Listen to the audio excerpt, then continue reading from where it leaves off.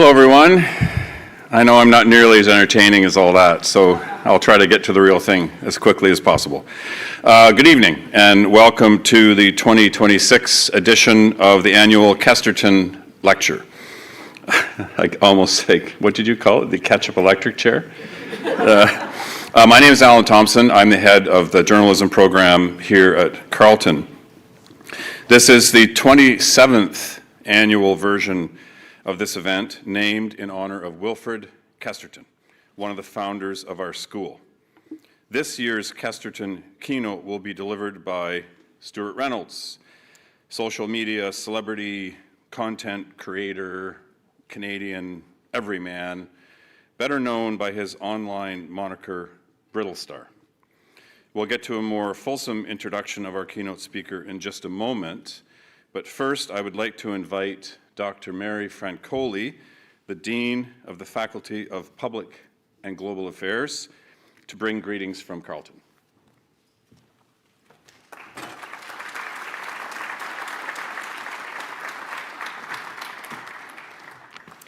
Thanks so much, Alan. I think you forgot the most important part of my title, which is Interim Dean of the Faculty of Public and Global Affairs. But also, maybe more importantly, I'm also a faculty member here in the School of Journalism and Communication. So it's my privilege to attend the Kesterton Lecture every year. Before we begin, I would like to acknowledge the Algonquin and Anishinaabe Nation on whose traditional and unceded territory we are gathered.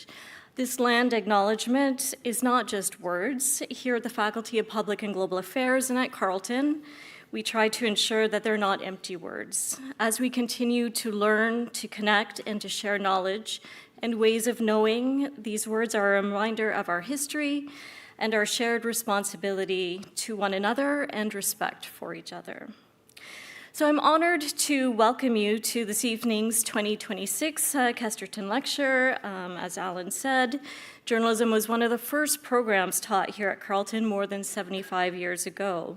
And Wilfred Kesterton, for whom this lecture was named, was one of the first professors in our program. So needless to say, the program and what's now known as the School of Journalism and Communication has changed a lot since Kesterton's time. He retired in 1979, so there's been a lot of change in the journalism and the communications landscape. The way that we identify and the way that we find audiences, the way that we communicate and the way that we tell stories is now heavily mediated through digital technology. And I'm looking forward to hearing more about your experience with that tonight. I think it's important that we hear people's stories about these sorts of changes and to reflect on where we've been and where we want to go. And to that end, this lecture allows us to hear the experiences of others. It also helps to fulfill one of the faculty's most critical mandates, which is to foster public discourse on critical issues of the day. So I'm greatly looking forward to hearing our speaker's story today, and I'll invite Alan Thompson to come back up to formally introduce him, or maybe someone before him. Not sure. Thank you so much for coming.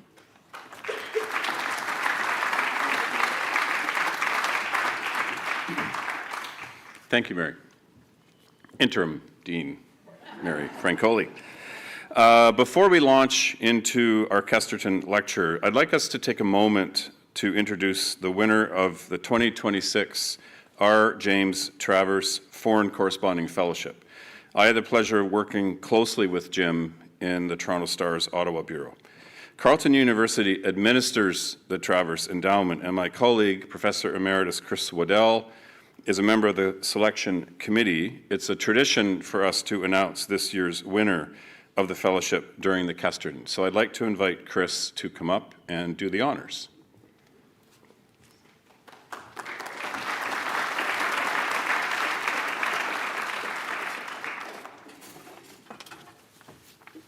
Thanks very much, Alan. This will mark the 15th consecutive year that Carleton has awarded the James Travers Foreign Corresponding Fellowship, named after Jim Travers, who died in 1911. His career covered being a reporter, a foreign correspondent in Africa and the Middle East, general manager for Southern News, editor of the Ottawa Citizen, executive managing editor of the Toronto Star, and national political columnist for the Toronto Star. His friends and colleagues decided to fundraise to create an award to commemorate his contribution to journalism, while also reflecting his ideals. To a significant degree, the success of the fundraising was due to the hard work and organization skills of Al McKay, who passed away in January. For several years, he and a group of friends organized the Travers Debates, an evening of members of Parliament with lots of humor, debates on serious and not so serious issues, and a chance for MPs from all parties to get together informally. It was sort of a demilitarized zone, as the Conservative government of the day frowned upon its MPs fraternizing with those from other parties. Ticket sales and silent auction proceeds went to the Fellowship Fund. The Fellowship was established at a time when Canadian news organizations began shrinking in the face of declining advertising revenues, saving money by eliminating foreign bureaus and reporters based overseas. That meant that Canadian audiences would less frequently learn about the world through Canadian eyes. Having Canadian journalists posted around the world telling stories that resonated with audiences back home was something that Jim believed in deeply. The effort spearheaded by Al raised enough money to endow the Fellowship in perpetuity. It's a $25,000 annual award to cover travel, research, reporting expenses, and a stipend for a Canadian journalist. It could be a staffer, a freelancer, or a student for a significant foreign reporting project in any medium. Applicants pitch their proposal to a committee that establishes a short list, and then we interview that short list to select a winner. Last year's winner was Emma Godmere, from CBC Radio, who produced a documentary, The Threat Next Door, how NATO's newest members, Sweden and Finland, are preparing to defend against Russia, and what Canada can learn from that. For CBC Radio's The House. Her work on the issue also featured prominently on many other CBC programs and platforms. Fellowship winners in past years have reported on such diverse issues as the campaign to ban cluster bombs, maternal health in developing countries, migrant workers in Canada and their remittances back home in their home countries, as well as examining the lives of women and children left behind when migrant workers come to Canada, the war in Syria, and international attempts to combat antimicrobial resistance. You can find more details about the Fellowship and the work produced by all 14 previous recipients on the Travers Fellowship webpage, which is simple to find. It's traversfellowship.ca. I encourage everyone to check out the excellent international reporting our previous 14 winners have produced. This year's winner is Tom Fenario, a videographer from APTN, the Aboriginal People's Television Network. He will take an in-depth look at how First Nations in Canada could play a larger role in mitigating severe wildfires. He'll travel to Australia, Bolivia, and Oregon, where he'll highlight what can be learned from current Indigenous fire mitigation practices in those regions, and the knowledge that can be transferred to Indigenous communities here with a planned focus on northern Saskatchewan. Unfortunately, Tom couldn't join us this evening, but he has recorded a message for us, which should come up on the screen in just a moment. Hi, everyone. My name is Tom Fenario, and I'm the 2026 recipient of the R. James Travers Foreign Corresponding Fellowship. Sorry I couldn't be there in person. I had to travel to our Winnipeg headquarters this week, but it does mean that I get to use this teleprompter in our studio to sound slightly more articulate than usual, so there's that. Okay, so believe it or not, I first applied for the Travers back in 2013 when, to be honest, I probably had no business to be doing so. But as the years went by, I kept getting better at the job. I kept applying. I might have missed a pandemic year, but I stuck with it. I was shortlisted twice, and finally this year, it all came together. There might be a lesson there in perseverance, but this year I pitched a completely different story, so maybe the lesson there is move on when your pitches don't work. That or maybe life is just chaos. I'm not sure. But yeah, on a more serious note, my story is about how Indigenous people are disproportionately affected by severe wildfires because, quite simply, they often live close to where the worst fires are happening. This is an issue the world over, and Indigenous peoples are taking different approaches to mitigating these fires. So there's an element of pragmatism to Indigenous people taking stewardship over their ancestral lands, but it's also poignant too, because historically, small-scale cultural burning practices have been discouraged or even outlawed in places like Canada, Australia, and the US. Now, as a society, we're slowly coming to realize that suppressing extreme wildfires is a last resort with limited results. Prevention and mitigation is essential, especially as the Earth heats up. So what can Canada do, or perhaps do less of, to empower First Nations and Métis people to mitigate these severe wildfires? Because for our health, environment, and economy, it's in the interest of all Canadians. So yeah, that's what I'm going to be doing for the next 7 months, give or take. Big thanks to Carleton University School of Journalism, my producers at APTN News, and of course, the Travers family. I've actually had two producers tell me that back in the day they worked the Hill when Jim was there. So I asked them if they had any PG-13 anecdotes I could share in the speech, but they were both like, heck no, I was just a nobody. He was Jim Travers. I was too intimidated to talk to him, which is too bad for them because from what I hear, Jim was really generous in terms of mentoring young reporters. Anyhow, so these two producers have been instrumental in shaping me as a journalist. So for them to hold someone in such high regard, man, Jim Travers must have truly been a giant, or I'm sorry, still is a giant, and so I'm honored to be associated even just a little bit with his ongoing legacy. That's it. Thanks again, everybody. I better get back to work. Have a good evening.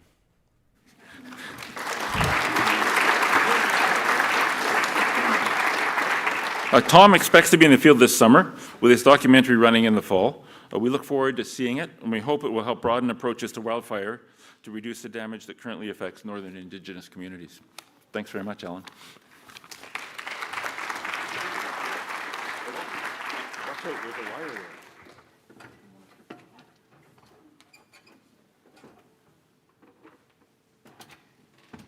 If I strangle myself on that wire, you'll know what happened. Thank you, Chris. So we now move to the cornerstone of our academic year, the Kesterton Lecture. For over a quarter century since this lecture was first established in the year 2000, this event has stood as a tribute to the enduring legacy of Wilfred Kesterton. My own memories of Wilf date back to the early 1980s when I was a student here. Even as a professor emeritus by then, he remained a formidable and respected presence in the school, back in the St. Patrick's building. In an era long, long before digital databases, in fact, Wilf probably did use some of this technology that you see on stage. He was famous for keeping meticulous personal records to track the achievements of his students. He essentially kind of created his own analog Facebook to remember the students that he taught. It's important we don't just invoke his name, but remember the pioneer behind it. Born in Regina in 1914, Wilfred Kesterton was a school teacher before serving in England and Holland during the Second World War. As a veteran, he became one of the first graduates of Carleton's fledgling Bachelor of Journalism program in 1949. He didn't just join the school, he helped to build it. He became the second full-time faculty member and spent 4 decades shaping this institution, teaching nearly every student who passed through the program until his retirement in 1979. He was also a trailblazer in Canadian media scholarship, specializing in journalism history and media law. In '67, he literally wrote the book on Canadian journalism history, the definitive text, The History of Journalism in Canada. Beyond his scholarship, Wilf was a man of memorable conviction. He is perhaps most famous, and maybe there are some people here who attended this, most famous for his legendary lecture on obscenity. Picture a smartly dressed, genteel, exceedingly polite gentleman standing at a lectern who would suddenly burst into a stream of the foulest profanity. It was a deliberate, shocking performance designed to make an indelible point about the boundaries of free speech and the legalities of expression. The media world Wilf helped to define has long since been transformed. We can only wonder how he would categorize our current era of journalism and where folks like Stuart Reynolds fit into it. But I'm certain he would be heartened to see us continue this tradition of gathering to discuss the future of the craft in his honor. Now, getting to our main event. Stuart Reynolds. Through his online persona, Brittlestar, Stuart Reynolds has built a global following by combining sharp wit, family-friendly humor, and razor-clear observations about the absurdities of modern life. All this from his home base in Stratford, Ontario. He's also the co-host of the podcast Politics is Broken. As Brittlestar, He has more than 650 million views across platforms and hundreds of thousands tuning in weekly. His videos make people laugh, think, and occasionally wonder if he is spying on their family group chat. Brittle Star's success is also a family production. His wife Shannon, sons Owen, an award-winning podcast producer, and Gregor, a popular social media personality and speaker, and even his 76-year-old mom, Betty, often join in. Together, they've turned small-town Ontario into a global stage. As Stuart says, if we're going to survive the current news cycle, we might as well have a laugh while we keep reading real journalism. Most recently, Stuart has added international best-selling author to his resume with The Subtle Art of Resistance, Lessons from Cats for Surviving Fascism, cementing his place not just as a digital creator, but as a sharp, witty voice of our times. And with the help of the Carleton Bookstore, you can get your copy of Lessons from Cats right here tonight. And if you're lucky, maybe get Stuart to sign a copy after the talk. This has been a full day. Stuart and Shannon arrived in town yesterday, had a dinner, and then this morning at 7:30 a.m., we were on our way to CBC Radio, did an interview with Rebecca Zandbergen on Ottawa Morning, then worked with a trio of our Master of Journalism students to generate some social media Instagram content, also conducted an interview with our Radio Public Affairs program midweek, then attended question period in the House of Commons, and finally, just before coming here, had a really interesting encounter with Mark Miller, who is Canada's Minister of Culture and Canadian Identity. I thought it was really cool to have the two people responsible for the Canadian identity in the same room. And so that was fun. So, and now I turn things over to Stuart Reynolds, Brittle Star, who is going to run a PowerPoint from this stage. Stuart.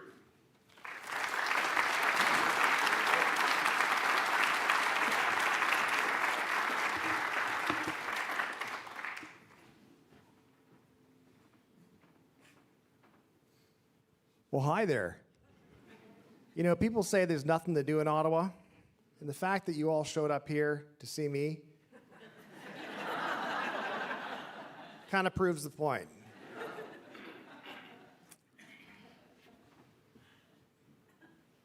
There we go. I know you've watched a bunch of videos already, but here's some more. Here's some more. Hang on, they'll be here. Oh, hang on.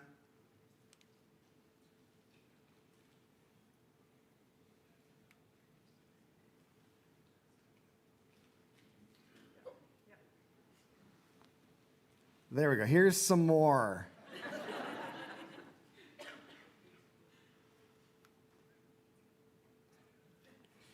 Here's some more. Bear with me. I can't have looks and brains.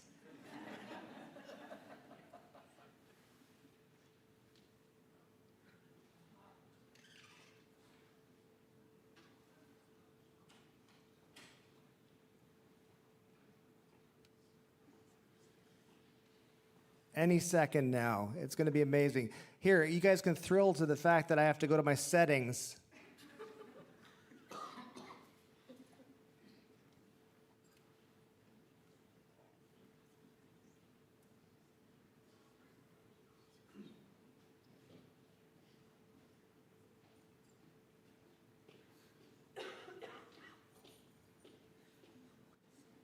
It's good so far, isn't it? There we go. I felt vibrations.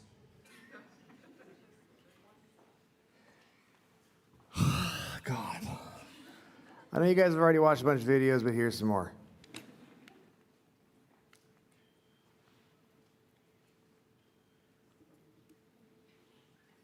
No, it's coming, honestly, it's coming. Hey, neighbor. Oh, hi, America. Folks, friends, forget-me-nots. Each year, families get together for Thank you for joining. I have a message from the Government of Canada. Hi. Here at whatever airline you've chosen to fly economy on, your comfort is incidental. Stuart Reynolds, better known as Brittlestar. I know Stuart Reynolds and I know Brittlestar. The Atom Project's an amazing film. It's really, really enjoyable, and it's packed with the action and adventure and the wisecracking comedy that we've come to expect from your work. It's also surprising, though, myself and my wife Shannon were watching it, and really emotional parts, as mentioned in the film as well, which we weren't expecting, which reduced both myself and Shannon to puddles. And I just want to ask you the question, do you enjoy making old people cry?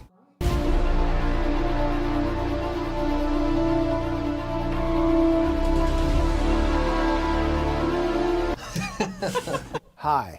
When you think lavish and swanky, think the Holiday Inn Sudbury. Looking for the perfect getaway?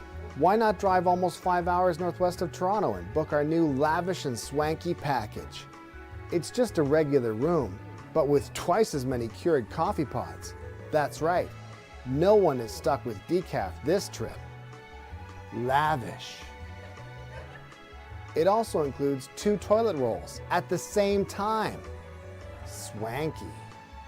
The Holiday Inn Sudbury. It's lavishly swanky. What are you talking about? Let's keep going. Come on, pick up. Oh, hi, our internet seems to be down. Today we're going to do a quick trivia question here with Gordon Ramsay. It's going to be amazing. We're going to find out what his knowledge is about Canada and Canadian trivia. Do you need a pee? Are you okay? I was doing your thing. Oh, that was me. No, Let's take a look at your weather across Canada. In Halifax, we have a high of 16 degrees today. Moving across to Toronto, almost the same, 17 degrees, partly cloudy conditions. In Calgary, it is end times. We do not know the sins they have committed, but God is punishing them. You changed your hair. You look totally different. Like really good. Like really good. What? Here in Canada, we have a reputation of being polite. Now, we're far from perfect, but most of us up here in the Great White North are keen to do what we can to make things better. And making things better usually starts with saying you're sorry when you've done something wrong. And us Canadians are pretty good at saying sorry. So, America, we are so sorry about Ted Cruz. You don't know what you've got till it's gone. Dreaming about the days when the lowest price was the law.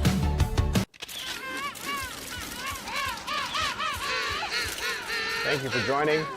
As you are aware, U.S. President Donald Trump has imposed a 10% tariff on all exported goods from our sovereign, windswept homeland, the Heard and McDonald Islands.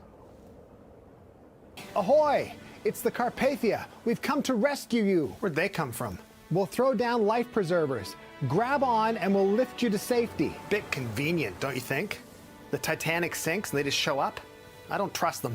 What's for dinner? What? What are you serving for dinner? I think tonight's roast beef. Is it an open bar? What? Don't be so elusive. He asked if it's an open bar. You know, all we can drink. I'm gonna need a stiff drink. It's cold here in the ocean. No, it's not an open bar, but you're going to drown. You need to get on board now. Nah. We're gonna see how this plays out. Yeah, I mean, what happens if the Carpathia sinks? We'll get another ship to rescue us. Oh, there it is. A never-ending line of ships that we have to get on. Pathetic. Don't you think? Jack? Jack?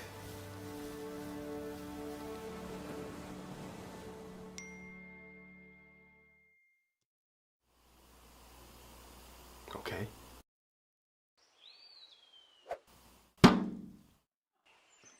Done.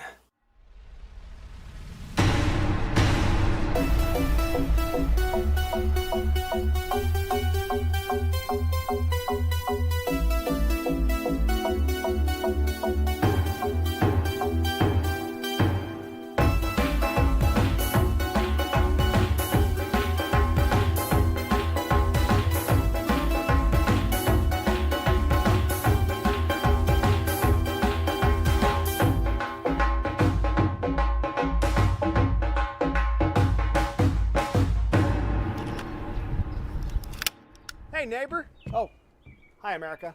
What's with the decorations? It's Canada Day. We're having a little get-together. Canada Day? Yeah, kind of like July 4th for you guys.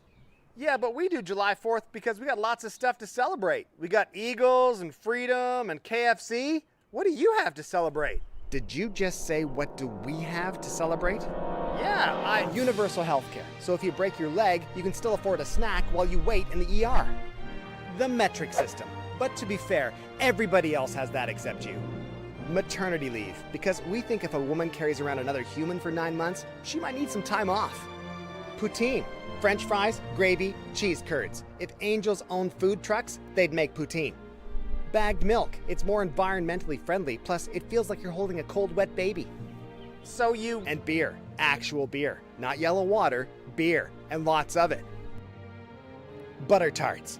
If you put sex and gold into a blender, you get a butter tart. Of course, hockey. We did it first, we still do it best. But American teams win the Stanley Cup. American teams, Canadian players. Oh, and to your KFC point, Colonel Sanders lived in Canada, so we made it even better by pronouncing it KFC. It's true. He lived in Canada from 1965 to 1980. Yeah, that is weird, but it's true. But you know what we don't have? What? Pennies, because they're stupid pocket weights. Y'all do have some stuff to celebrate, I guess. Yeah. Sorry. Toilet, second door on your left. Thanks. Nightmare.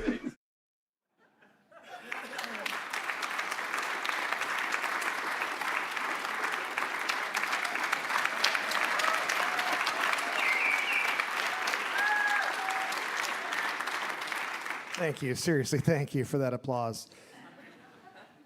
Just some housekeeping to get out of the way first, if I could, please. I am not an academic, so if you came for information and to learn things, that's on you.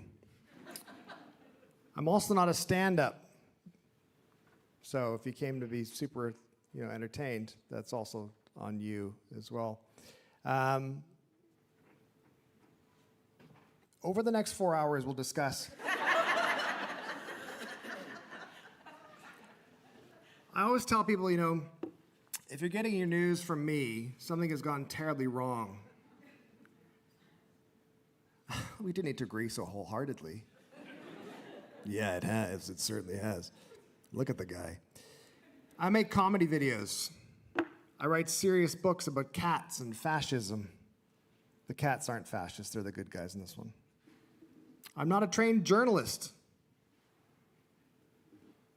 I'm not a trained anything, actually, I don't think. I've done 3 years of clarinet in high school. Does that count? That should go on my resume, shouldn't it? Yeah. However, I've become the idiot I am today through years of practice. I've been a practicing idiot since my youth, since I was a wee boy.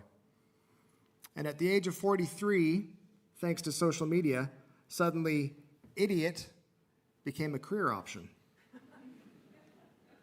Much like sometimes you get a seller's market in real estate, except in social media, it was both buying or selling. And I was ready to do both, actually. Initially, I thought social media would replace real news. That was incorrect. It's incorrect because comedy needs journalism, and journalism needs comedy. And democracies need both. But first, let me take you back. Back in 1998, myself and my wife Shannon started a business, web development and web hosting company. We built it up over the years and built up to 11 employees, thousands and thousands of clients. And then at some point in 2006, I think it was December 21st, 2006 at 1:26 p.m., someone in our office turned around and said, someone's hacking into the server. We lost about 2,000 websites. Sites were down for just about over 24 hours in total, which is inexcusable, but not that long in the grand scheme of things. Lost revenues from our clients of about $500,000 in that time period. We had clients from all over the world who came to us because we were a Canadian hosting company. And one client of ours in Buenos Aires went to the Canadian embassy to see what they could do, if they could help at all and what should be the best way forward, because they worked with a Canadian web hosting company.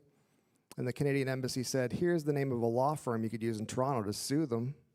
So that was great. And it wasn't great, so it was hacked. The business was hacked. We had lost almost everything. There was police reports, everything. It was a low point. We had to let everyone go from our employees, which was really hard, including my mother, who was our receptionist. I don't know if you've ever fired your mom. It's not good.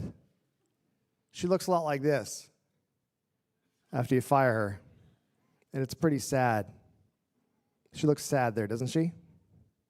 Yeah, you can respond. She looks sad. She looks very sad. Just sitting there with a little cookie, jobless.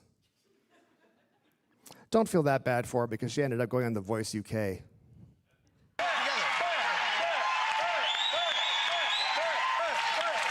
Okay, man. I just know it's going to be a good night. So you sing the chorus? Oh, that's a privilege.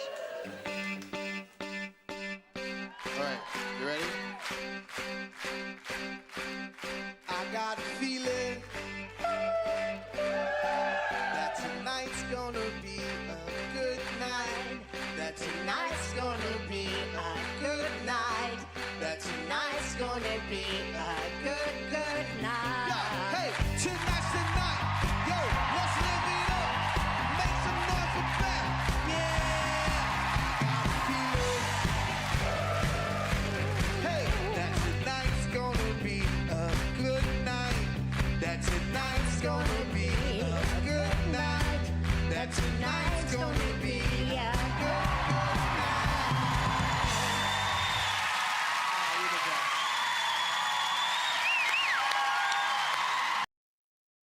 So she was fine. Don't feel bad for her. But things were dire. Things have been going so well for almost a decade, and we just seemed to be going from success to success, and all of a sudden it all fell apart. And I was really, really down. I was at a really sort of dark place. And I vividly remember stopping at a stoplight downtown and thinking to myself, I can't remember the last time I laughed out loud, in all seriousness. I was like, that's probably not good. I should probably do something about that. So I went back home and I ended up watching outtakes from The Office on YouTube. I thought to myself, I want a job where I laugh at least once a day. I want to be happy once a day, and I'll find somebody to do that. Then my 11-year-old son introduced me to something called Vine. Anyone remember Vine, the app, at all? I see a lot of old faces. You should probably know the Vine. Normally I mentioned this today to some journalism students today, and they're like, I don't know what you're talking about. Actually, it was Dan Aykroyd I mentioned to them. They had no idea who Dan Aykroyd was.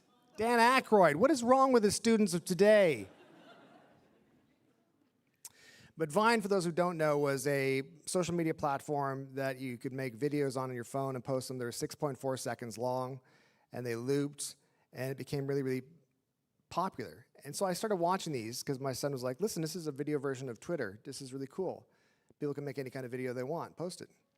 So I watched the videos, and I really enjoyed them, and they made me happy. And I thought, this is great. I thought maybe, I saw people having fun making the videos, and I thought to myself, maybe I could do that. Maybe I could make the videos.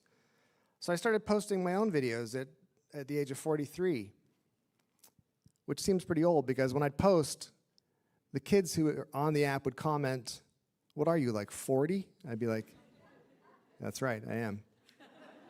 Remember to moisturize, kids.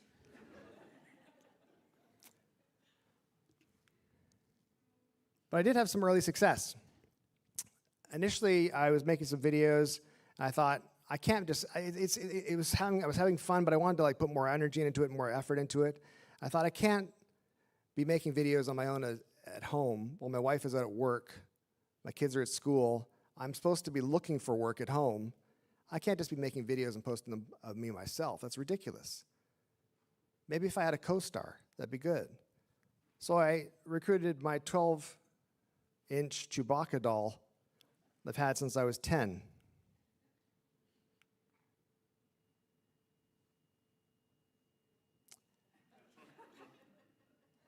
There is audio to that. I don't know where the audio went. That's okay. It's just basically me doing a Chewie impersonation. At the end. But I made that video, and all of a sudden I was getting like 20, 30 likes. I'd make a bunch of them with Chewie. And I went down to our local pub, and the bartender was like, I can't wait to see the next Chewie video. And I was like, wow, this is cool. People are starting to pay attention, they're enjoying them. This is really, really fun. So I came up with this idea to do a video called Put Your Finger on the Screen.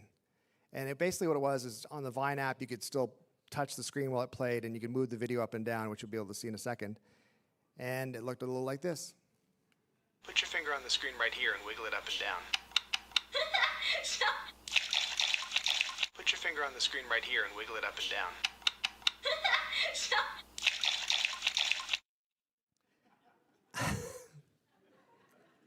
I was 43.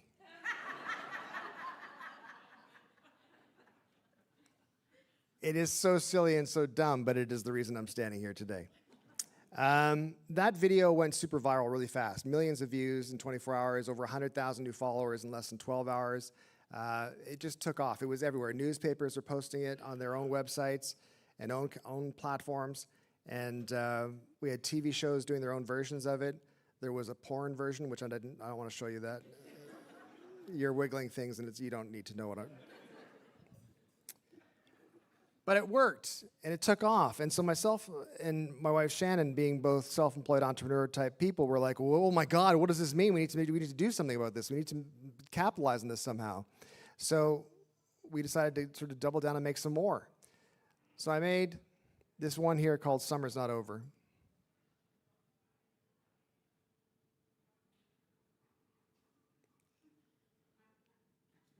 I don't know why the audio's not working on that, but...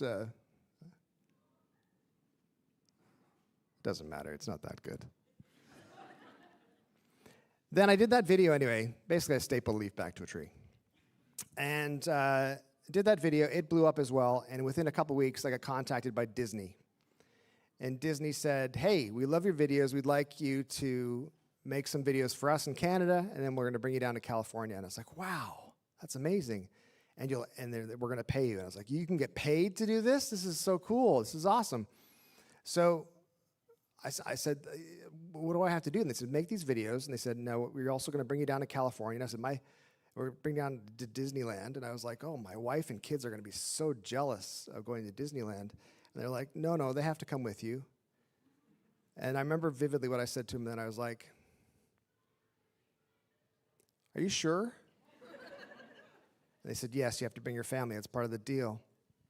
And so we'd made a bunch of videos for Disney. And this is the Jungle Cruise trip to school. Dangerous squirrels. There's one, there's one, there's one, there's one. It's not as funny without the sound. And we made some more videos, and I made a video about making fun of Nickelback and being a parent.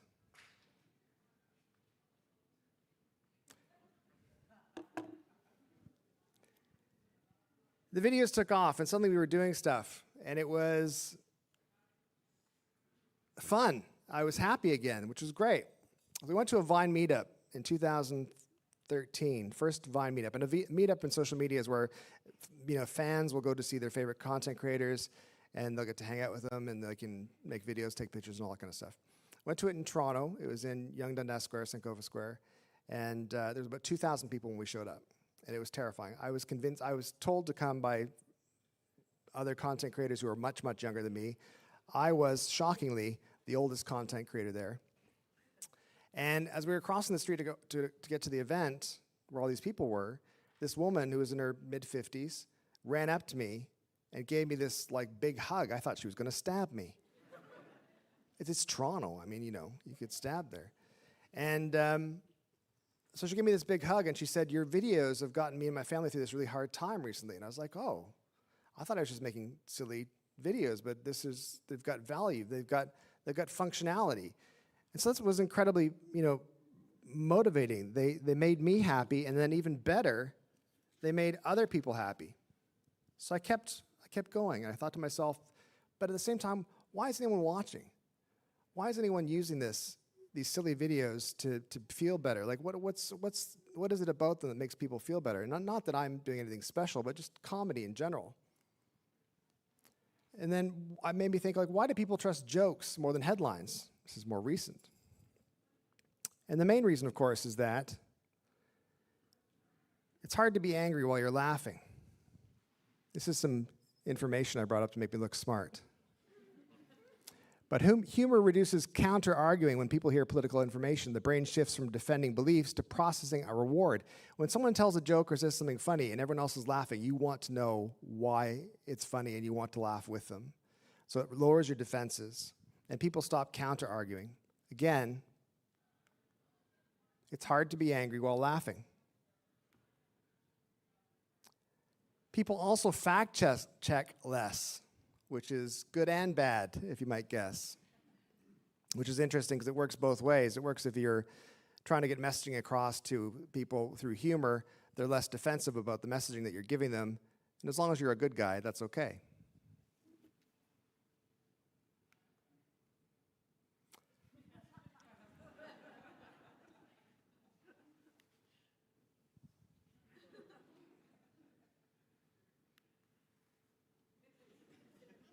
But it doesn't matter because you're laughing and you believed it anyway. Comedy holds up a mirror. It highlights absurdity. It distills complexity. It removes you from your situation that you're in and lets you have a more objective view of what's happening, so you can look at something and say, this is ridiculous. So I can take a current event, I can take a current thought, a current movement, and say, look at this. And it looks silly because you're not in it, which is really, really powerful. Satire makes things make sense. It simplifies overwhelming issues. It appeals to emotion. For example, of course, people like Jon Stewart, John Oliver, 22 Minutes, Mark Critch, such, and Michael Datter, and various other middle-aged white men. No, they're not all, I don't know why they're all white, but they all are, except for Trent. Trent's not white. But yeah, it's a really good thing, a really interesting thing about Michael Datter's stuff is that visual satire, like his cartoons, I'd read, works because of dual coding. Your brain processes the image and the message at the same time, and you get an emotional response to it, which is why you remember his cartoons 3 times longer than you would the headline, which is amazing. Of course, there's also memes. I don't know. Anyone here like the Newsom memes, the Gavin Newsom memes? Some of them are pretty good. But also, there's also part of me that's like, come on, man. Aren't we better than this? And then I remember, no, we're not. We're not better than this. But memes are interesting, too, for the same reason. They're almost spinal. They're very emotional. The big change for me happened when the world stopped being funny. Does anyone remember the pandemic? Yeah, remember that thing that was a little while ago? It's crazy times, wasn't it? People were scared, people were confused. There's information chaos. People on the whole, I found after that whole experience, is that people on the whole don't like science. They don't actually like science. They don't want like true science. They want someone to say, do this and this will exactly happen. And of course, that's not the way that it works. It operates on best guesses. It operates on the information at hand at the time. So it was a really hard sell at the time for various people. But people would ask themselves, is this true? Is this what's true that's happening? Did this actually happen? Where did you see that? Just tell me what to do. But it wasn't as simple as that. And that's when I realized something uncomfortable during the pandemic. Dr. Tam, who I think is incredible, she's super smart, but not that funny. I would watch her little press conferences and I'd be like, none of that was funny. I didn't enjoy any of that at all. So I thought to myself, maybe I'll try and help. So I took her messaging, I'd take her messaging, and I'd repackage it in a smart-ass form, and I would bring it back to people in hopes that that would maybe sink in a bit easier and a bit better than her factual, dry, but very important messaging.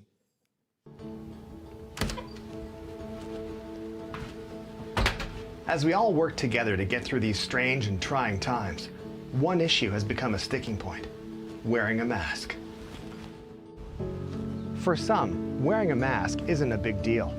Some say it's actually a small deal, a temporary inconvenience, similar to sitting on your sofa and the cushion is comfortable but not perfect. For others, wearing a mask is a much more serious issue. The following are actual medical reasons you may not be able to wear a face mask: a severe skin condition such as a severe burn, a severe lung disease, or you're under 2 years old, in which case please give mommy her phone back. But what if none of those actual conditions apply to you? What if you maybe can't wear a mask because you suffer from one of the following conditions? Scientitis, acute wussness, selfish syndrome, chronic dickishness, pathological ignorance, or severe moronness. Don't worry, now there's a solution. If you suffer from one of those conditions and don't want to wear a mask, just stay home. Seriously, don't go out. Stay the hell away from me. Let the rest of us just get on with it.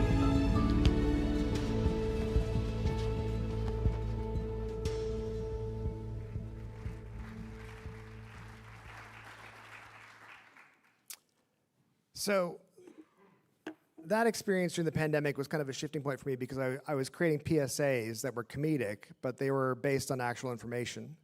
Because I thought it was really important information to get out there, and you needed to just kind of repackage it. You'd had to break people's defenses down so they weren't going to argue against you right away. They're just going to listen to the information you had and then decide after that.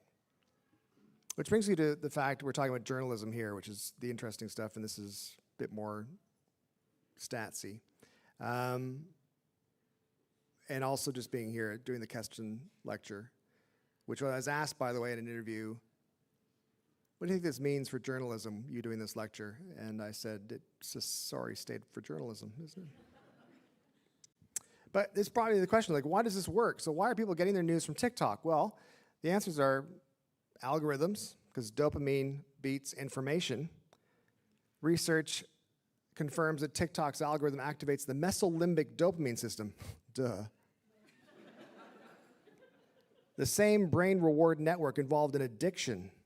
The For You page functions as a variable reward schedule, providing a hit of satisfaction every time a user finds a video that resonates emotionally.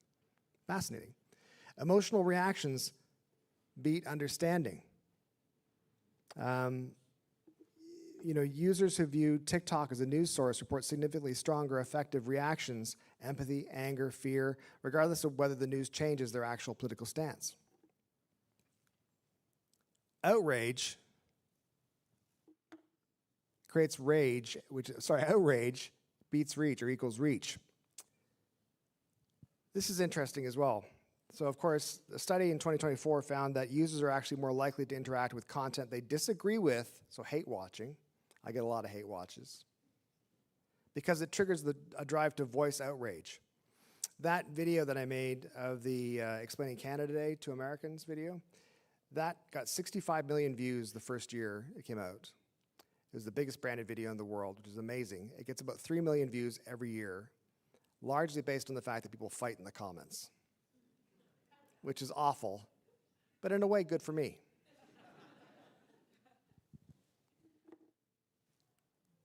Let me see it. Engagement. Clicks are more important than accuracy on social media. Clicks translate to truth. 52% of TikTok users say they regularly get their news on the app, but fewer than 1% of the accounts they follow are actual journalists or news outlets. Most news is stumbled upon. The flow experience. The flow state, losing track of time on TikTok, is driven by system quality, how fast and smooth the app is, rather than information quality. In short, users stay for the experience, not the expertise. Simplicity wins. No nuance required. Nuance doesn't work very well on the internet, by the way. I don't know if you know that or not. If you've ever commented on someone's Facebook post in a sort of, well, this is a nuanced take, nobody does that.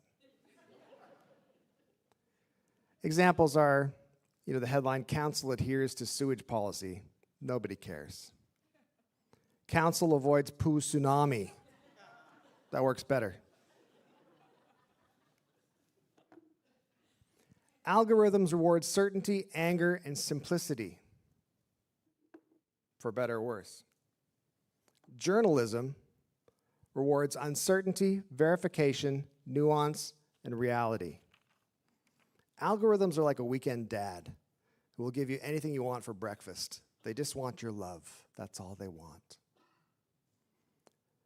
Whereas it's also a little bit like remember those TV shows, the renovation shows that would happen where someone would say, oh, I like this, I like lions. I saw Lion King one time, and they'd come back to the renovation, they'd totally renovated their house in like a zoo, basically. That's what algorithms like. Algorithms like, what do you like? We'll give you a ton of that. Algorithms reward confidence. Journalism rewards caution. Can comedy work without journalism? No.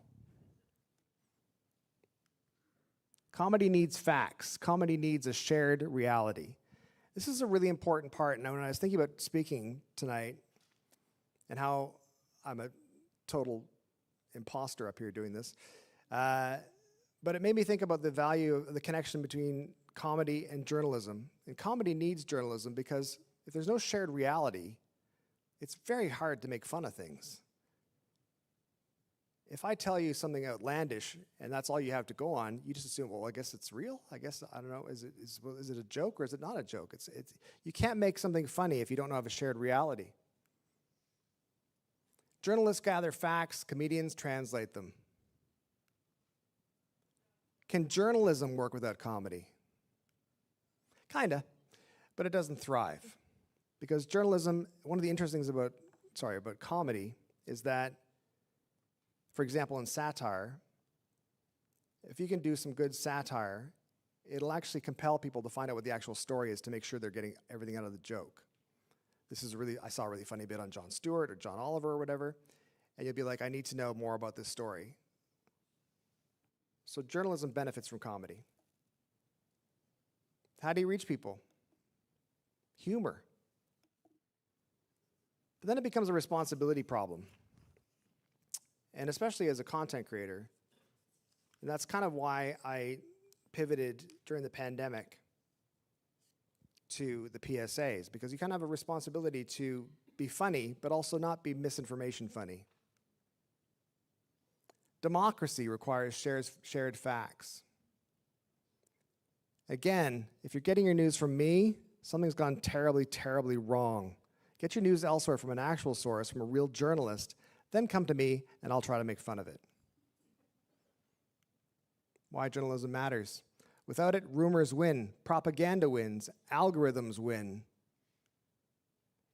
Journalists are truth tellers. Stories matter. They explain, they connect, they hold power accountable. They remind us we share reality. Comedy needs journalism, and journalism needs comedy. Thank you very much.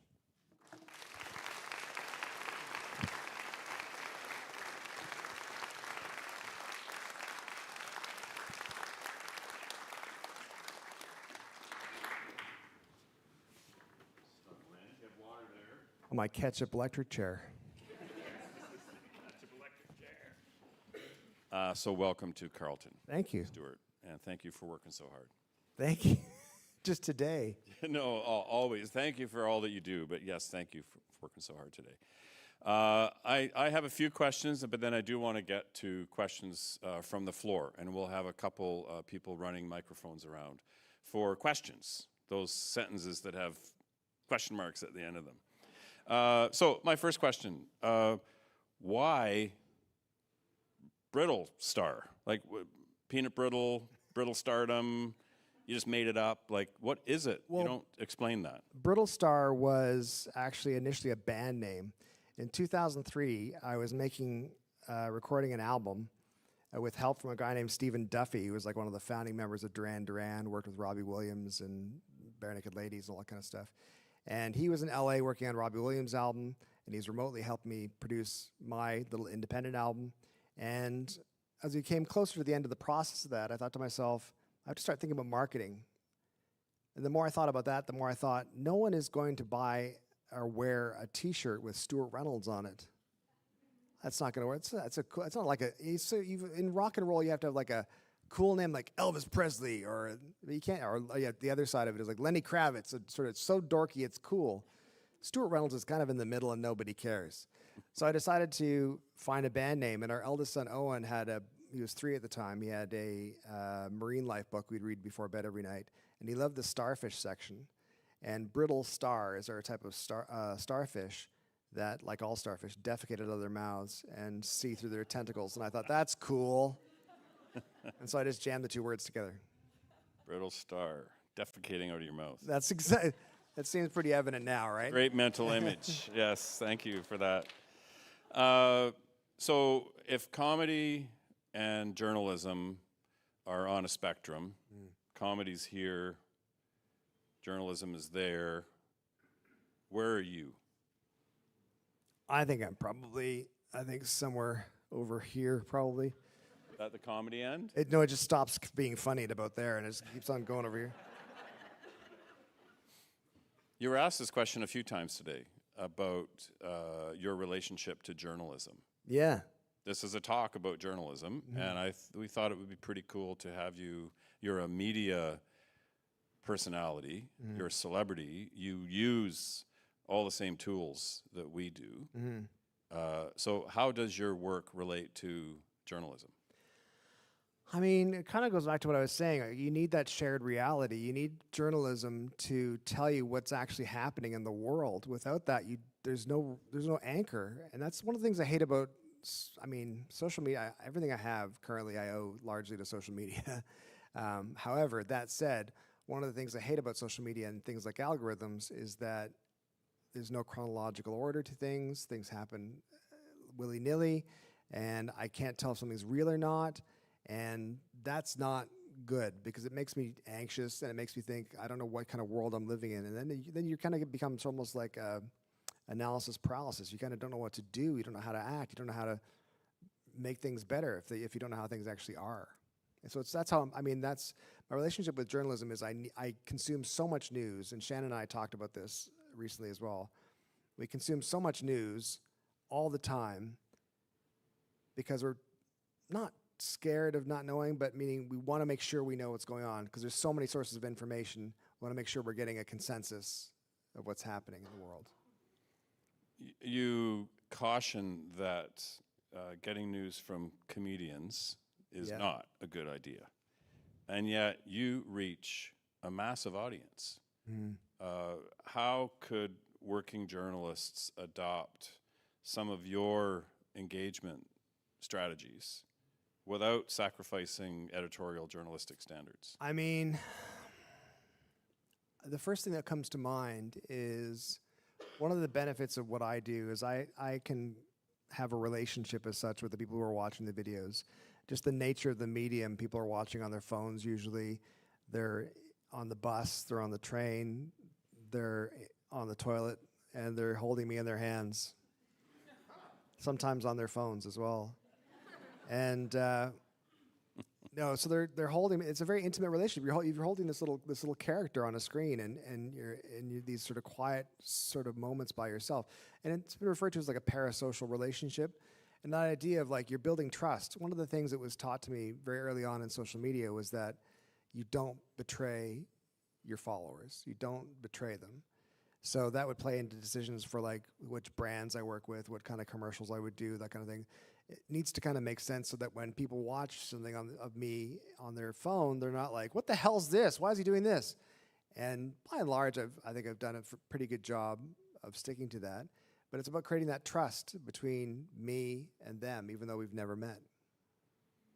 So you talk about brand. So maybe this is one of the areas where there's a line between you and your work and journalists. We're not supposed to really speak for the brand that we're doing work for, unless it's just the brand of our news organization. Right. But you do work for brands. That hugely popular Canada Day piece was actually for KFC. It was a KFC ad, yeah, exactly. So what's your relationship to brand? My relationship to brand, it's kind of our bread and butter for what we've been doing for the past 13 years. So we've been very fortunate, and again, it's part of the medium, where brands will actually come to us and say, we want you to create something you would create anyway, but include our brand somehow, which is what happened with the Canada Today KFC ad. I'd written the script initially, and they said, could you somehow find a way to Sit in a bucket. make it about Kentucky Fried Chicken, or make it about KFC? And I remember saying, the K stands for Kentucky, right? Not Canada? Like, yeah. And the agency said, but here's the thing, is that Colonel Sanders actually lived and almost died in Mississauga for like 15 years. And I was like, wow, there's no more Canadian thing than almost dying in Mississauga.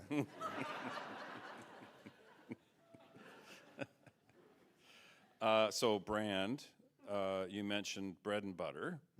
So is anyone here old enough to remember Gordon Sinclair on Front Page Challenge? So you know what the question from Gordon Sinclair would be. How much money do you make doing this? Or at least, I actually don't understand. Yeah. How do you make money doing this? How does it work? So again, the big thing is the brand deals. When you see me making a video for, like there's one coming out on Friday for the dairy farmers of Ontario. And that's part of how I make money, is doing that kind of stuff. There is some monetization, but it's not really a thing anymore. I'll answer two sides to that, or two answers to that question. One is we've made enough money to support a family of 4 for the past 13 years. So that's pretty good. And they both finished university and all that kind of stuff. And also, the monetization aspect is the least paying aspect. So people will say, put a video on YouTube and you'll make money. It just doesn't work. You've got to get millions and millions of views, and it's not that easy. Whereas I did get paid previously when I was on Twitter, before Elon took over, and that was a lot. And then when he came in, I lost all that money, and that was about $5,000 to $10,000 a month. That was just gone. So, wow. Yeah. Wow. What platforms are you on? Where do people find you? Facebook, Instagram, Threads, Blue Sky. What am I missing? TikTok, YouTube. LinkedIn? Linked fucking in, yeah. I told him F-bombs were allowed, by the way. I would have sworn anyway about LinkedIn. Yeah. Why? That's a good question. It's like, the worst posts on Facebook where people are like, I had such a great day-to-day at work, and I got promoted to the new job, and I can't wait to see everyone contacting me if you'd like my electronic business card. You're like, LinkedIn's just all that all the time, which is fine. It serves a purpose. I make fun of it, but it's not my favorite. I don't hang out on LinkedIn. So 7 platforms, that's a lot of goats to feed, as journalists used to say, right? We've got to feed the goat. End of the day, we feed the goat. Yeah. What's the process? How does it actually work? Like, I know kind of the process. I saw you today shooting on your phone with a lapel mic on you and a lapel mic on the person you're shooting. But other than the shooting on the phone part, which I think a lot of people know, what happens then? How does it work? Well, I mean, shooting on the phone is sort of something that we don't do as much anymore. Well, we converted our garage into like a mini sound stage. So there's like a green screen background. There's two floors of costumes, dog costumes, green morph suits, all that kind of stuff. A huge shelf of props, huge shelf of gear, lighting ring in the ceiling. The idea is so I can just go out there and that's actually all controlled by Alexa now. So I can just tell Alexa, turn the studio on, and just everything comes on. So that's that process. But then it's like editing, and then making sure it's captioned, and then making sure that it actually makes sense, and that it's funny. And provided you don't run out of time, it does make sense, and then you post it, and then hope for the best. Yeah. And then it's like poking it. It's like sort of, you'd see, you go to Pioneer Village or something, you see kids poking the stick with the wheel with the stick. It's like that. You get it going, and you kind of like knock it and keep it going every now and then by reposting or commenting and that kind of thing. A lot of social media these days is a swamp. Thank you. It's really nasty. But did the lights go down? Oh, it's the grow up over there. The lights go off at a certain point, just so you know. But you live in that swamp. But you seem to be one of the nicer creatures, like the kind of Shrek. like kind of dad humor of the Yeah. swamp. Like, is that clearly it's intentional? You're going to inhabit that world, but you're not going to be like all the other crocodiles. Well, I think the big thing to remember is that the internet is the big bad world, and every outlet to the internet, no matter what the social media platform is the big bad world. If you go into the middle of any big city, you wouldn't just drop your 4-year-old off and go, there you go, good luck, have fun. Don't be mean to people. You have to safeguard your kids. You have to safeguard yourself. You have to be aware of the fact that it is just the world. The world is awful, and the world is amazing at the same time. And the internet has everything the world has to offer on it. You spoke about the evil algorithms. Yes. And how they shape what we believe. But your career depends on those algorithms. Sadly now, yeah, it does. So how do you balance the need for reach with the responsibility of not contributing to the digital echo chambers that do inhabit the web? I think I have a crisis of conscience at various points. I sort of think, much to the chagrin of my youngest son, who's a very successful content creator, Reynolds, who's very smart. He does lots of cool stuff with RBC and TIFF and all that kind of stuff. He's very aware of, he'll say to me, don't post that. Because it doesn't fit the algorithm. It doesn't fit this. Don't do that. And there'll be part times where I'll be thinking, okay, you're right, I'm not going to. But the other times I get my back up and I turn into an artist. That's the stupidest waste of time. And isn't it, being an artist? At least for me it is. And I'll say, no, I have to post this. And I feel there's a compulsion to post things that matter, like the PSAs or even anything political that I'll post now. It's not about politics necessarily. It's about ethics. It's about right and wrong. It's about being kind to people and letting people be happy and live well. It's difficult sometimes because I do want numbers because numbers mean more money. But at the same time, I feel there's a compulsion to. It's like, you remember Oprah? You guys know Oprah, right? You've heard of her. And Oprah, when she had did you ever watch her show back when it was in Chicago just starting out and it was people fighting and nuns beating each other up and stuff like that? I watched it faithfully then. And then she had a crisis of conscience and she decided to be more in service and she would do instructional, educational type posts and not posts, but shows. And I want to walk the line somewhere between fighting nuns and education. We talked about a spectrum before. Another spectrum is the political spectrum.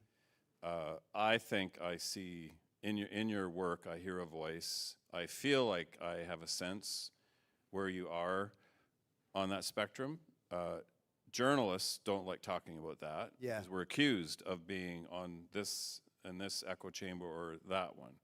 Where do you feel like you are on the political spectrum?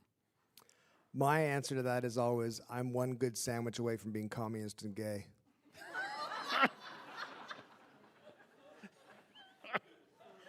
I know I'm supposed to have a follow-up to that, but I think I'll just leave it there. So you transitioned at 43. You began this career. You began your digital career at 43. Yeah. What advice do you have for legacy professionals who feel like they've missed the boat on finding their voice in this noisy digital God, you world? absolutely haven't at all. I think one of the biggest misconceptions about social media specifically is that it's all young people, and it is not. We did an analytics study of my audience recently, and it was 18 to 24, a little blip, and then 55 to death after that. It was like 70% of the people were 55 and older. 70%. So it's like there's a huge audience out there who want to look at people who are the same as them. Yeah. There's a big pile of your books over there. What are the lessons from Cats for surviving fascism? That book started off as a joke. Isn't it funny? I was thinking, what's the two funniest things I can combine into fascism? That's hilarious. And cats, oh, they're adorable. That's perfect. And I went through and I was writing the chapters and I was writing them. I was like, oh no, this is actually pretty useful information currently right now some places in the world. My favorite lesson from Cats is naps are resistance. cats are very good at, instead of just getting into every scrap, they might come up to you and go, no, fuck you, I'm going to go lie down for an hour. That's it. And I think that's reclaiming power. I think that's really important to reclaim power like that. Because one of the things that the news cycle will do to people now, one of the things that, Donald Trump and Steve Bannon's flood the zone with shit and all that kind of stuff, do 3 crazy things every day, and no one will have time to call you on anything. You need to pause every now and then. You need to sit down, lie down, close your eyes and go, I'm coming back to this in an hour. I don't need this right now. Because you're not at your best. And that's part of how fascism specifically wins, is it wears people down. You just get too tired. You're too tired to fight. And you're like, I don't want to be angry all the time. I don't want to be tired all the time. I don't want to be whatever. You just need to rest and reset. Cats are smart. You referenced Michael DeAdder and his work. Yeah. He did this lecture a couple years ago, and it was the first time that an editorial cartoonist had done a lecture about the current state of journalism. So he draws pictures for a living. No one disputes that he's a journalist, right? He's part of this tribe. Yeah. Why not you? I think I'm not smart enough. I think that's pretty evident, don't you think? Time to do your Master of Journalism degree. Sounds like a lot of work. I'm gonna have a nap. I'll get back to you on that. But you already have you have a podcast. Yeah. And we're wrapping our heads around podcasts. People who do podcasts are essentially part of the world of journalism. So you're doing a podcast, you've got one foot in, why not just decide, I'm going to be a journalist? I think I want to be able to sell out more. Brand money, exactly, that sweet Walmart money. I appreciate what you're saying with the Politics is Broken podcast and how one of the things we do when we're doing show notes for that podcast is making sure that we've double-checked information. It's a lot of, being a journalist is not easy.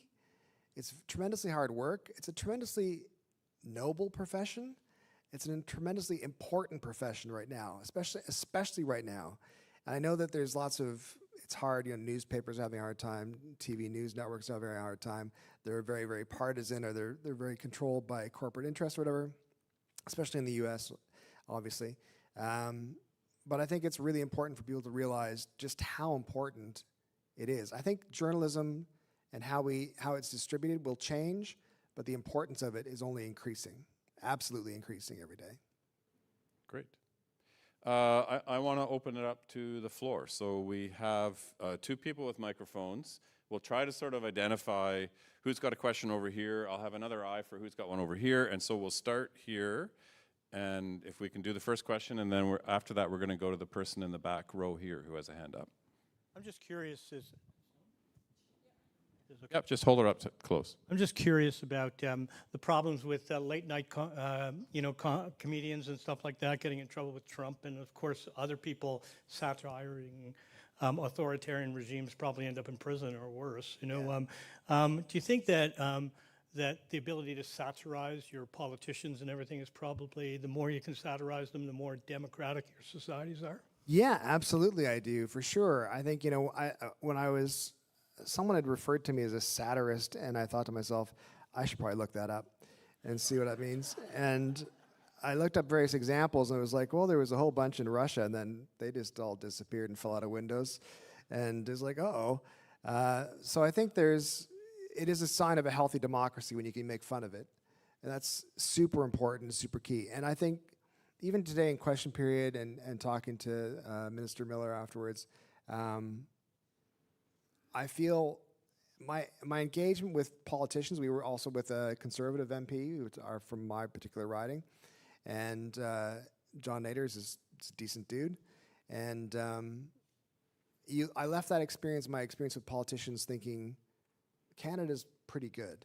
Canada's pretty in good hands. Even the worst of Canadians are better than some of the better ones in the U.S. currently.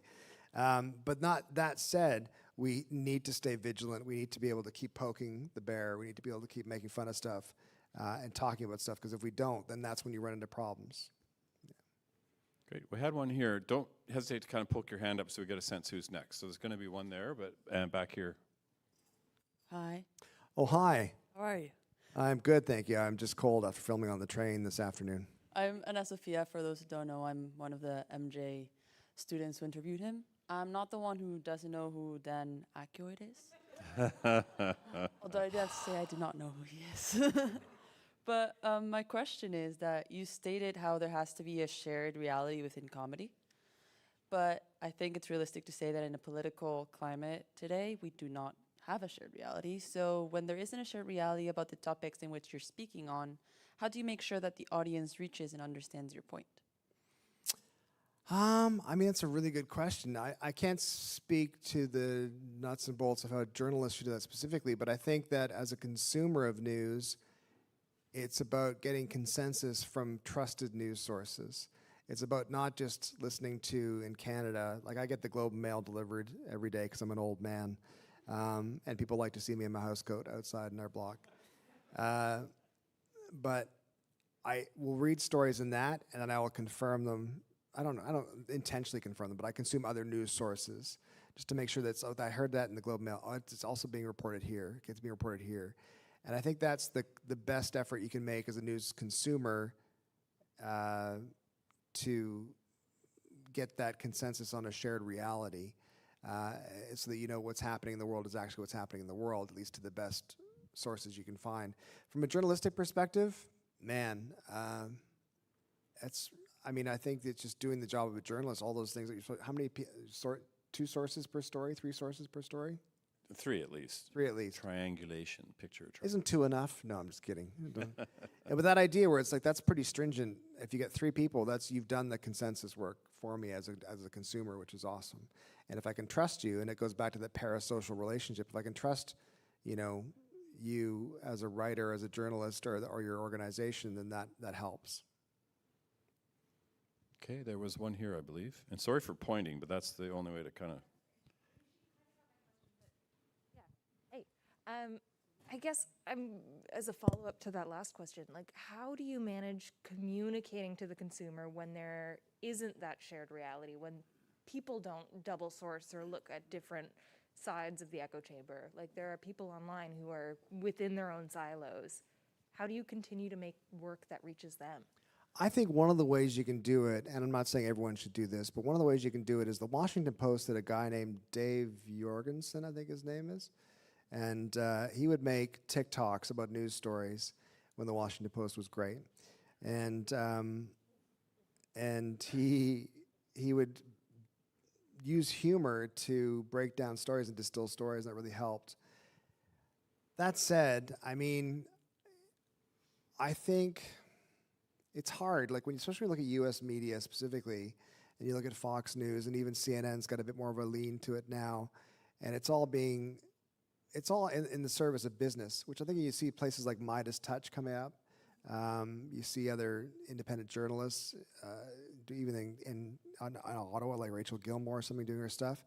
It's about creating trust, and then once you've broken that trust, you can't get it back, so it's very important. In the same way that I will maintain trust with people who watch my videos because I want to make more money, journalists maintain trust so that people can trust them and trust the news that they're reporting, and that's infinitely more valuable to them, not me. No. Great. There's one here. Yeah, so I'm following social media, I'm following the news. Social media to me is almost like a carnival. I won't use the word swamp, it was used earlier, but it could be. Thank you. You're welcome. But social media feels more like a carnival. It's half the time you don't know whether to trust, whether you're going to get the right news or not. And then to get the information, I feel like I have to kind of pull myself out of that carnival and go into the newsroom, so to speak, go to the Globe and Mail, go to New York Times, get the facts. Do you see that future from your perspective at least, and seeing the news moving more into the social media space, and if it does go that route, how does social media cut through the noise, or news I should say, cut through the noise and have that relevance really stand out? Because it does fear me when I hear people say to me, or people I know to say, yeah, have you gone to these TikTok or these Instagram channels for your news? Because that's where I get my information. And that causes me concern. And I worry that we're dumbing down our society and we're going to lose our ability to be. Yeah, no, I think you're correct. I think you're right. And that's one of the things with myself and Lisa B., who do the Politics is Broken podcast. Lisa's got a very successful social media standing and following on TikTok specifically, as well as Instagram, talking about largely Alberta politics. And she will say, and we say countless times in the show, this isn't where you get your news. This is where you come after you've got your news. So you can go to the carnival afterwards. You got to make sure you do your homework, and then you get to go to the carnival. And I'd like to say I know the exact answer. Do I think news should get more into social media? I think it has no choice currently to get into social media. I think to cut through the noise, it has to go. There's a motto that I live by, which is for social media, which is entertain first, sell second. And the idea being you've got to catch people's attention. You've got to make them. They've got to get something out of it in exchange for the time, especially with scroll culture. Because it's something, the next post might be 10 times better than your post, so this better be good. Otherwise, I'm scrolling. And I wish I could say that there's a way for us to chastise everybody and say, listen, everyone, consume proper news. But that's not going to happen.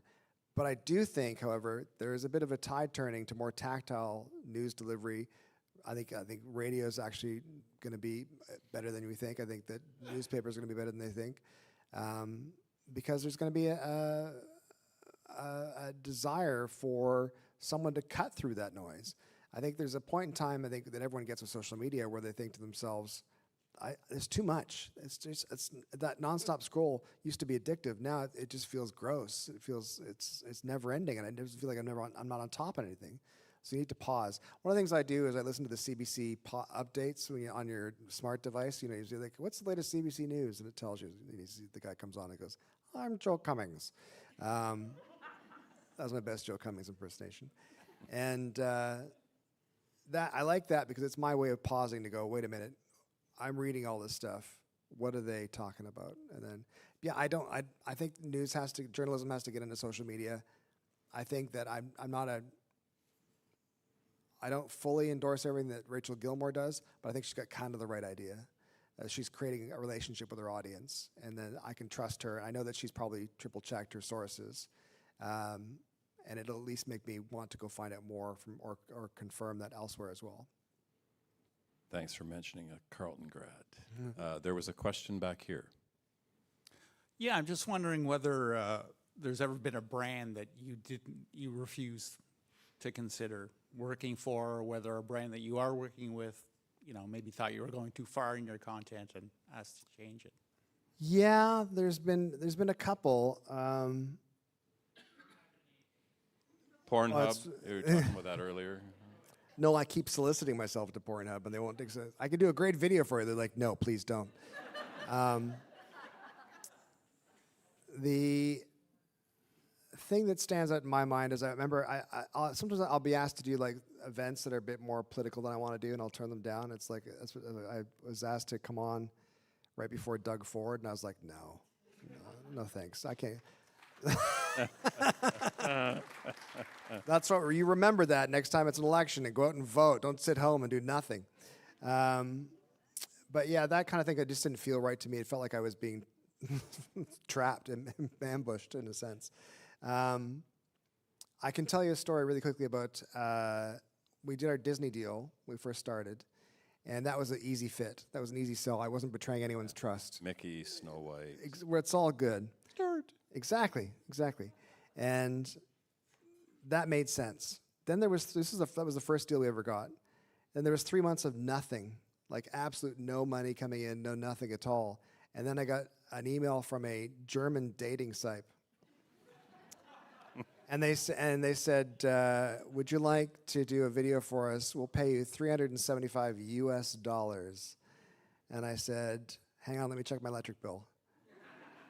Yes, I will do that video for you. So I did a series of those videos that were so stupid because I kept saying to them, I'm a dad, right? And you know that I'm evidently a family guy, married with kids. This is doesn't really jive with what people are after, but I didn't know better at the time.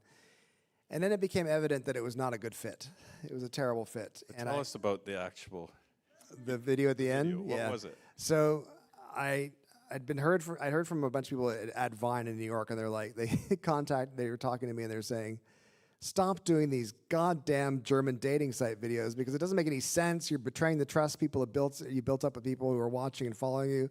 It's just jarring and it's horrible and it's distressing, and probably we all need therapy now. So I was like, fine, I'm not going to do it anymore. So then we were up at Shannon's family's cottage, and there's an old rowboat, and we needed a little electric motor.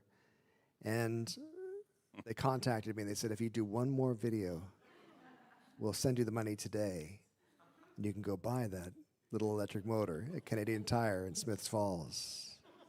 I was like, okay, one more. They brought me back in. So we were out in the cottage. It's in all this wooded area, this big forest area, and I don't know if you're familiar with these types of dating site apps. I'm not, right, honey? But it says, there's a screen that's got a grid of faces on it. It says, hot friends near me. So I photoshopped that screen to say, hot friends near me, and replaced all the faces with woodland creatures. So I thought, I'm going to get paid, I'm going to do the video, but I'm never going to do another one of these videos again, so I'm going to put them off. They're going to be like, we should never got that guy to do the videos. So I'm in the last scene, I'm scrolling through, and I see this hot friends near me, and there's deers and bears and all that kind of stuff, and chipmunks, and I look down at my phone and I go, that squirrel looks hot. That's the end of the video. I posted it and it got 21 million views. That's why I wanted to tell the rest of the story. There was one over here. So you talked a little bit about your business model earlier. A major obstacle when it comes to journalists building their brand on social media if they want to become independent is that, there is monetization, but as you rightfully pointed out, having to find sponsors or sponsored content becomes a big thing, and it's a limitation for us. But in your case, are there topics that are off the table just because you could potentially lose sponsors or that you could, displease the algorithm? Oh, yeah, for sure. I think that when I would do the PSAs during the pandemic, there, I can actually see people now. Is this an ad for like an optical company while you're switching glasses? Clearly.ca. Tell them Brittlestar sent you. Use the code sellout. Yeah, no, for sure there's stuff that I can't do. When I was doing the stuff in the pandemic for the PSAs and stuff, people would say to me, you're so brave. And I'd be like, why am I brave? Well, it turns out brands weren't super keen about me doing that. So brands wouldn't work with me. And when I started doing political stuff as well, I had to be careful because some brands wouldn't do it. Now, the good news is things have gotten so terrible in America that you can be political and brands do want to work with you if you're on the right side of it. But yeah, there's been things that I won't touch because it affects potential future income. Is the idea, which I hate. I'd love to just be an artist, but again, artists are stupid. There's one down here. What's your approach to dealing with critics and trolls? How much time do you spend responding or debating or getting into it with people? I don't get into dialogues with people at all. Sometimes, like for example, when I was still posting as much on Twitter, I would post and I'd immediately get hate comments. But it was evident, it was so immediate, it was so absolute, it was like, this isn't even a person that I'm talking to. And so I would not get into a dialogue with them.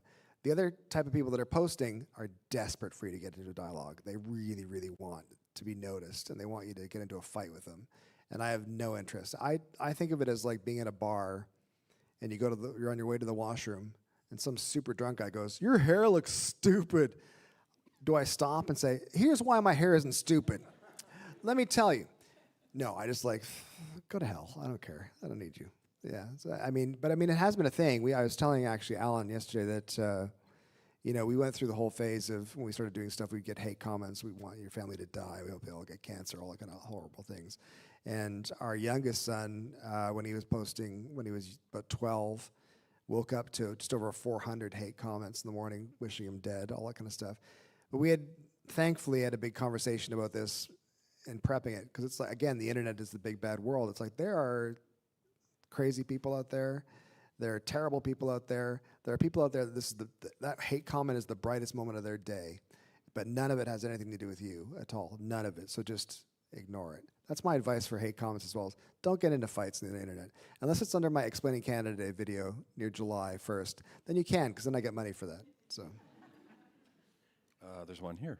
So I have a question about, you talked about being prompted into doing PSA announcements, and you used the example of the mask. Would you, I was interested in your demographic. I think you said 18 to 24. Yeah, a little blip. And 55 to dead. To death, yeah. 55 to death is the CBC demographic at the moment. They, shouldn't be, but Yeah. would you ever consider doing a PSA on voting? On voting, oh, for sure, yeah. I mean, and I've done a bunch of them. I think when there's an election happening, that's one of the biggest frustrations during elections in politics is watching people not vote. A good example of that was Doug Ford's recent election, the Progressive Conservatives, where it was like online, you're like, everyone hates them, they're going to lose so bad. Then nobody went out and voted. It's like, oh no, they've got another majority. And yeah, I'm always happy to do that. I've done that both in Canada and the US as well. Anyone over here on the left? I know you thought you were on the right, but this is what happens. There was a question over here. Hi. You mentioned that you and Shannon are serial entrepreneurs. Yes. And there's some young journalists in this room entering the gig economy. Mm-hmm. Do you have any advice for them? Yeah. It's okay to suck at first. You get better. And it's all about moving forward. It's all about giving yourself credit, patting yourself on the back, celebrating small victories, and enjoying what you're doing. I think you just have the biggest warning I would give is making sure that you're not burning out. It's for the gig economy, it's super easy to burn out. And like for example, back in 2018, I was in Vancouver to do a talk, and I had a whole bunch of things going on at the same time, and I arrived, and I ended up going to the medical clinic there, and they're like, how did you get here? And I said, I drove. And they said, by yourself? And I said, yeah, why? And they said, they took my blood pressure like 7 times. I was like, can you get to the hospital? I was like, sure, when? He's like, now, like right now. So I went to the hospital, and they checked me all out. My heart was all fine and all that kind of stuff. That was great. But they ran all the tests, and my blood pressure eventually came down. They're like, the doctor came over with this busy ER as well. I felt terrible. And he crossed his arms, and he said, you just got to fucking chill out, buddy. I was like, whoa. And it was just about burnout, essentially. So since that time where I spent time in the hospital in Vancouver, I've tried to listen to that old thing of, take a day off before your body tells you to take one off. And that's really important, especially because if you're your own boss, the business day starts when you open your eyes, and then it stops when you close them. And it's not a really great way to live. You have to make boundaries. I'm surveying the room. I know we've been at this for about 90 minutes, so I just want to make sure. So we do have a couple questions here. There's one here, and there's a red checkered shirt back here. So whoever can get the microphone first gets a question. This gentleman right here. Yeah, I guess like I'm obviously from the first TV generation, and I can remember everybody used to, the whole households would be watching TV. They'd watch the 11 o'clock news, 6 o'clock news. My dad would read the daily paper. And you were talking earlier about shared experiences, and journalism needs comedy for the shared experience. But it seems to me now that there's relatively little shared experience. And I just wonder if you could just comment on that in general. Yeah, no, I think you're right. I think one of the easiest ways to demonstrate that is if you get 2 people who have the app TikTok and get them to open their For You page, they are absolutely different. They're totally different. Everyone's got their own TV network with their own programming that's tuned into them. And again, that's part of the algorithm thing that makes them addictive, and it makes you want to keep scrolling, which is from an entertainment perspective, from I need to kill some time perspective, it's amazing. I can go through and I can see stuff that's just meant for me. And it's you know, I might click like on a Brian Eno video or something, and then I got a bunch of Brian Eno stuff or something. And that's great sometimes, but that's, I think, why you see the resurgence of like live music and live performances and live events, because people need to have a shared experience. Like this is, you know, I know there's people watching online as well, but you're here. We're all doing this in this room right now. Like we all came into this room at the same point in time and space. That's pretty crazy, but it also feels kind of good because you've shared this experience together, which is fun. That would have been such a lovely place to end, but I'm going to risk taking one more question. I can do Yes, better than this that. Gentleman right here. You got that gent there as well. So, do you think that doing comedic news informs people, or does it only make it more entertaining and actually cause the information? I think it can do both. I think it can do both. I think you can entertain by making sure and make sure that you've got your information correct. As long as I'm not giving you, as long as the joke isn't misinformation, that's okay. That's all right. However, it can do the negative side is, of course, I think, for example, Trump is a really good example of that, where he'll go, maybe I'll take over Canada. Wouldn't that be funny? And he's just kind of like floating it out there and be like, yeah, you should. That's a great idea. So it can go both ways. I think it's like an ethical responsibility to be like that. At least I can't stand, I hate when I write a script or something or do a video and then find out I've got information wrong. It's like, well, now it's not funny anymore. Now it's just more garbage. I want it to be slightly funny garbage instead. So we're going to take a last one here before I, there are two questions before I ask Stuart to say something profound that makes us all feel really warm inside at the end. Stuart, if you don't see yourself as a journalist, I would say that you're definitely a communicator. And I mean, everything you post and say on the internet has a huge impact because of your audience, so your voice has impact. In that video of the masks, for example, you clearly choose a side. So I see that you use your reach to transmit the messages and the values you believe in. So how often do you reflect about the responsibility that you have? Every video, because I think, first of all, you can't pick your hits, as Gord Downey said. You can't pick your fans, he said, but I say you can't pick your hits. And you never know what's going to have the biggest reach. You never know what's going to find the biggest audience. So I think every video I make it, and I think to myself, is there anything in this that I'm not happy with, that it's giving the wrong angle on? I've started doing a series called What the Actual News, and it's just news headlines, and then I make a couple of jokes about them. And we did a story that came out yesterday or today about a transgender model who was the first transgender model on the Chanel exclusive runway. And I labored over it because I thought to myself, I've got to make sure I'm not punching down, I'm not making fun of the person who's transgender, I'm making fun of where they're from, which is Guelph, Ontario, and nobody good looking is from Guelph. Yeah. That's okay joke. That's an okay joke because it's such a ridiculous thing to sort of say. Yeah, I think every video I fret over it because I want to make sure that I'm not just adding to the muck in the swamp. Donkey. So I think I'll make this the last one, so that means it has to be really good. Well, okay, thank you. Thank you for an informative and very disarming evening, which means I may have learned something since it was disarming. One thing I think we've just missed out, people talking about fragmented society, is we've missed out on the word community. And let me just give a couple of examples. During the pandemic, German Vereins, a community, or not even at the pandemic, against political movements, the community.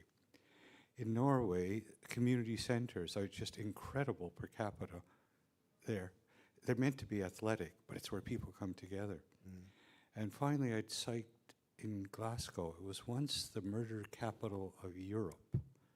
And within about 5 to 8 years, it just got off the chart because the city and the police and social welfare started focusing on infrastructure, and community came out of that. And I think we're doing a bad job with housing. I mean, we're building houses rather than communities. But that said, how do people with your skills help build community? Because the community norms are hard to fulfill if you don't have a community. Yeah, that's a difficult question. I think that, you know, for about 5 years, Shannon and I did a live stream show called The Morning Show Thing. And we built up this amazing community of people from all over Canada, all over the States, all over, and then some people in the Europe as well. There was all types. There was right-wingers from the Bible Belt. There was a gay couple. One guy was from Brazil, and he moved up to marry a guy in St. John's, Newfoundland. What a transition. Can you imagine? Going from Brazil to St. John's. But that was nice to me. And it is really hard to create that sense of community. But it's about, I want to give you an answer, but I can't really give you an answer. I really don't know how to give you an answer in the sense that I would create community online, far-reaching community, as opposed to localized community. But that's just the nature of the business that I do, as opposed to that. That said, I think that you're finding a return to live events, as I was saying. Libraries, I think, are on the up as well. Because people want that. They need that. They need that experience, need that shared experience. Because it's so fragmented and so horrible. Not horrible all the time. Sometimes it's addictively fun. But it can be horrible, and that is not good for us. So we need to be together. We need to have human connection. We need to have that human experience together, so that I know that I'm in this moment, you and I are in this moment on the planet right now together, sharing this conversation, and that's meaningful. I don't know what it means. You and I might never talk to each other again. Maybe we'll go dancing later. I don't know. It's up to you. The ball's in your court. But yeah, so I wish I could give you a better answer than that, but that's the best I can do. Stuart, thank you. Thank you, Alan. Before you're off the hook, peace, order, and good journalism. What's your take? My take is that comedy needs journalism. We need that shared reality. We need journalists to do their job. It's very hard for journalists to do their job. I give full applause to anybody who's going into journalism now as a student. In fact, we should all applaud that right now. Let's literally applaud that right now.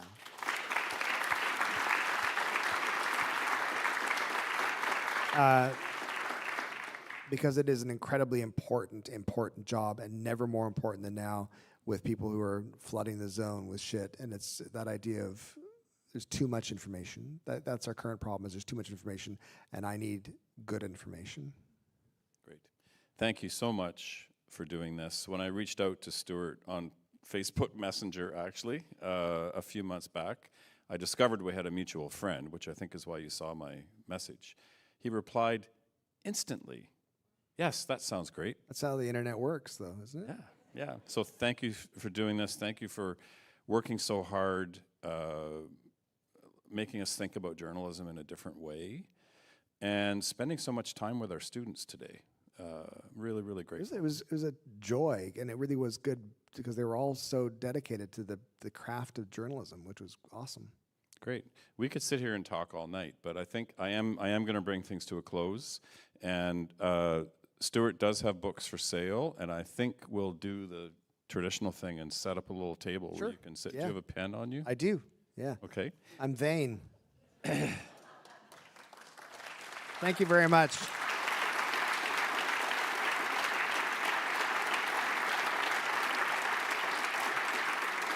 So I'm not sure which microphone I'm supposed to use at this point. Thank you, everyone, for coming out here tonight. To those who helped this event take place, Stuart especially, a lot of work goes on behind the scenes to make these events possible. I'd like to thank our technology coordinator at the school, Roger Martin, who did a lot of work setting up the registration. My faculty colleague, Trish Odette Longo, who led a social media campaign to really ramp up this event, working together with some of our brilliant Master of Journalism students. You should get onto our Instagram account and look at what they did today. They did, if anyone's seen the subway takes, we got on the O train and we did this what's your take? And that's where this really funny, spontaneous conversation came up where Stuart was talking about the Canadian identity, and Alanis Morissette should be singing the stops on the train, or Dan Aykroyd, and Sarah said, who's Dan Aykroyd? I thought, that's really funny, but no, she was serious. Spontaneous moment. So most of all, thanks to all of you for attending this event. Our primary mission here is to deliver our journalism program, but a really important part of that is events like this, which I think really enrich the experience here, and I'm glad you could be here tonight. Do check out our website for information about other events. There will be a recording of this event that you can refer to or share with your friends. In just about a week's time, the Discovery Lecture happens on April 1st here on campus. It's a co-production between journalism and the Faculty of Science. And at this year's event, Roger Bull of the Canadian Museum of Nature will discuss how scuba diving is transforming how he studies marine biodiversity in some of the most remote and challenging environments on Earth. So that's going to be a great talk, so take it in. Again, thank you to everyone, especially Stuart, and I bid you good night.